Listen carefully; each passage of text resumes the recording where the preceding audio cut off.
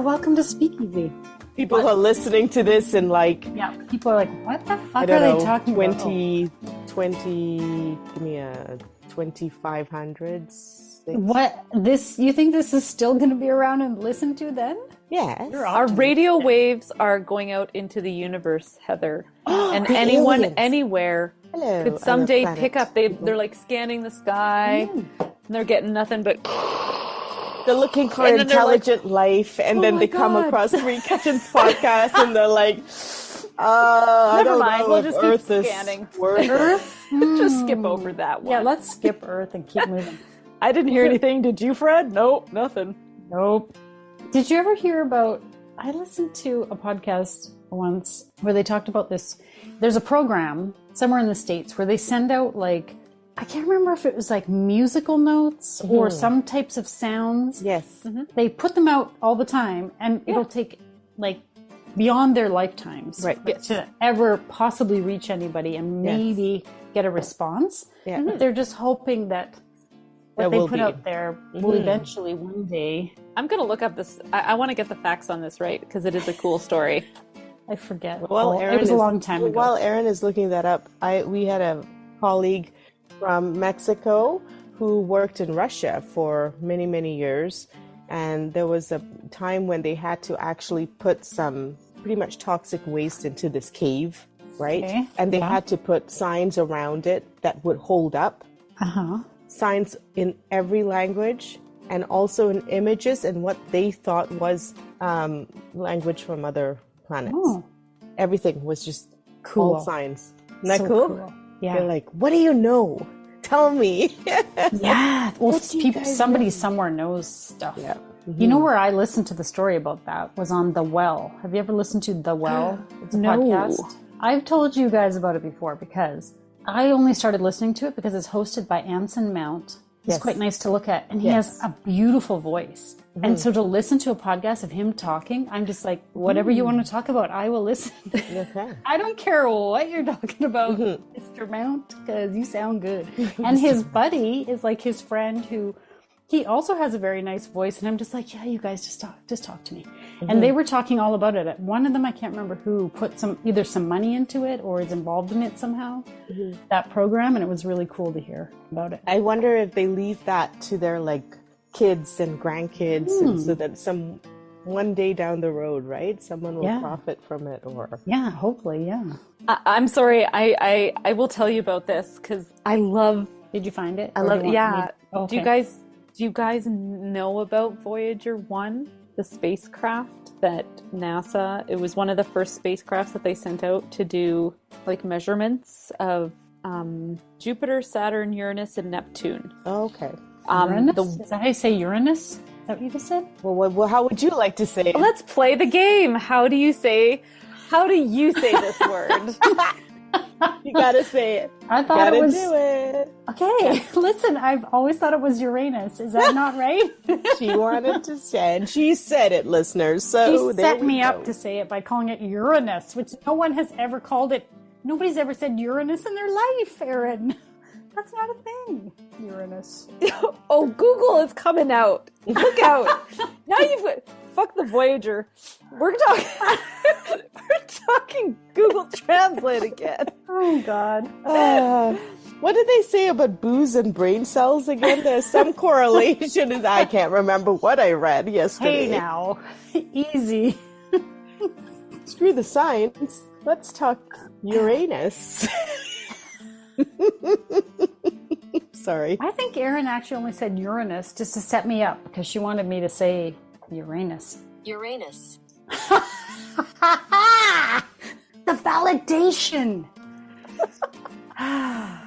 Good stuff. I love how everything I say is wrong. Do I even speak this language? Oh my God.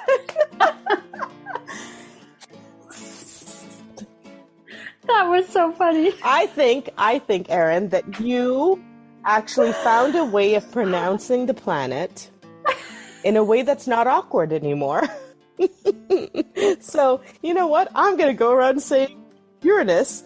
And if people question me, then I'm going to ask them, why? Well, how do you say it? And then when they say it, I'm going to laugh at them.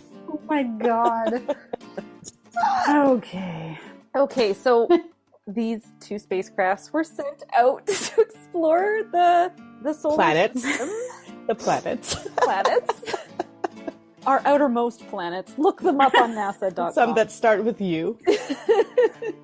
So the cool thing about these space probes is they were only supposed to last for like 5 years. Like they kind of built them, and they're monitoring blips to come back to Earth for like 5 years. Is what they guessed.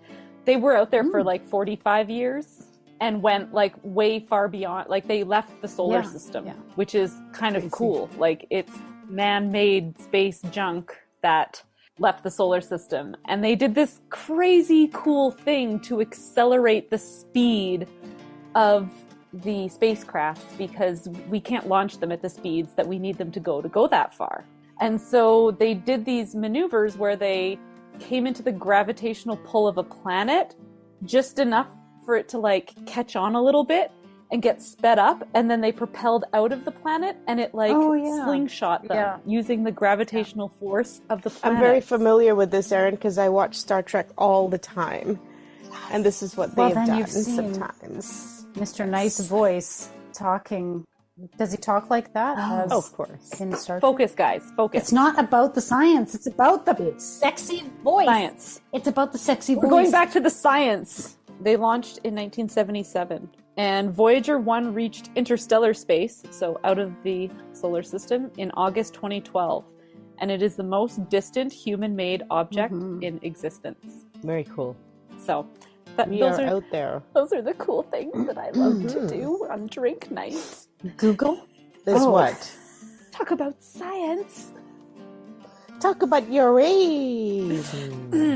We haven't even talked about what we're drinking, Heather. What are we drinking? We have gotten so distracted by Uranus that... Oh my God. Okay. Well, we might tread into a little more bum territory in a moment when I talk about this drink. What is happening here? Should I be drinking this? I've already had half of it. Oh, goodness. Okay. This is a Cotton Candy Martini. Let me quickly tell you what's in it, and then I'll tell you why it comes back around to... Yeah. You had a nice kind of little handful of cotton candy to put in your glass. Then mix up your drink. Shake it over ice. You've got 1.5 ounces of vodka, 4 ounces of cranberry juice. I used white cranberry juice. A teaspoon of lemon juice. Shake that with some ice, and then pour it over your cotton candy, not with the ice. That's why I said strain. You don't need to strain it, but you don't want the ice plopping in there. So when you pour it over the cotton candy, it dissolves, it melts into the drink. Give it a little stir, and it turns the color of what your cotton candy was. So ours is pink. Very pretty. Yeah, ours looks like a rosé. A rosé. I made the mistake of testing this out yesterday with blue and pink mix. You know, cotton candy is often blue and pink. It looked gray. True. It was not really as appetizing. Right. So pick one color, I would say. Yeah. Or use a red cranberry juice. Then no matter what, you're going to get a version of that, right? Okay. It's very sweet. I feel like a kid. Yeah, this is fun. I was thinking this would be really cute if you had like a bridal or baby shower and you had the glasses out with cotton candy at the place settings or like, you know, and then you could have a picture of martini and then just pour it into glasses. Okay, so I learned that we call this stuff cotton candy. In other parts of the world, it's called candy floss or fairy floss. And ever since I read fairy floss, which I think is Australian, all I could picture, okay, I need to give you this mental image along with me, is a little tiny fairy, like a little Tinkerbell, with butt floss spun out of cotton candy. You know what I mean by butt floss. Why was it coming out of the butt? Like a little G-string. Like you know, it's called butt floss. Like a thong. Oh. I was just like, I don't understand what's happening. I thought you were thinking of a spider with, I don't know where my mind was going. Fairy floss. All I can with picture. Fairy floss. Yeah, just like a teeny tiny little like string underwear on this little fairy. Oh my, yes. Thanks, Heather. What are we talking about? I don't even know. But if you listeners have gotten used to these speakeasies, yes, you are right. This is the third. You can tell the sets of 3, right? Ding, ding, ding, ding, ding. Yes. We do It's this more in fun sets for of us. 3 and... Because honestly, we can't handle any more than that. And neither can you. Yours. Cheers, ladies. That was a really good drink. Thanks for joining us. You can find these recipes under the Speakeasy tab on threekitchenspodcast.com. We're still Facebook friends. Yeah. Facebook. That's a That's a sign of true friendship.